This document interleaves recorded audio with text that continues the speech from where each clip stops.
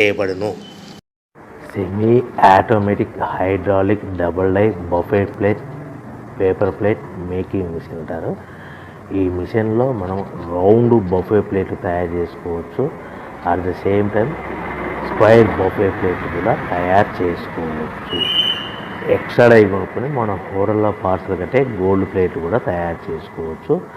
మనం ఈ మిషన్లో ఎలాంటి టిఫిన్ ప్లేట్ అని, డోనా కప్పులని, ప్రసాదం కప్పులని, టీ కప్పులని తయారు చేసుకోవచ్చు. మిషన్ కొనుక్కున్న తర్వాత దీనికి వచ్చే 2HP మోటార్ని ఇంటి కరెంటు మీటర్ కాకుండా దీనికి సపరేట్గా commercial category 2 meter single phase meter fit చేసుకోవాల్సిందిగా మీకు అందరికీ తెలియజేస్తున్నాను.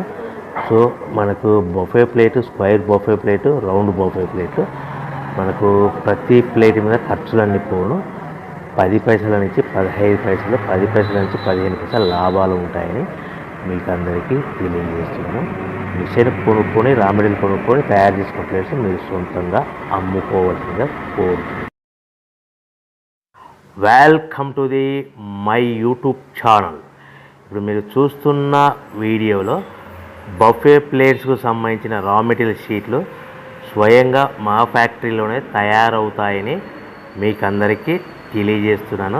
ఎవరైతే పేపర్ ప్లేట్కు సంబంధించిన కొత్త మిషన్లు మా దగ్గర కొంటారో వారికి మాత్రమే రా మెటీరియల్ సదుపాయం కలదని మీకు అందరికీ తెలియజేస్తున్నాను. మా దగ్గర 2 రకాల బఫే ప్లేట్ రా మెటీరియల్ షీట్లు అందుబాటులో కలవు.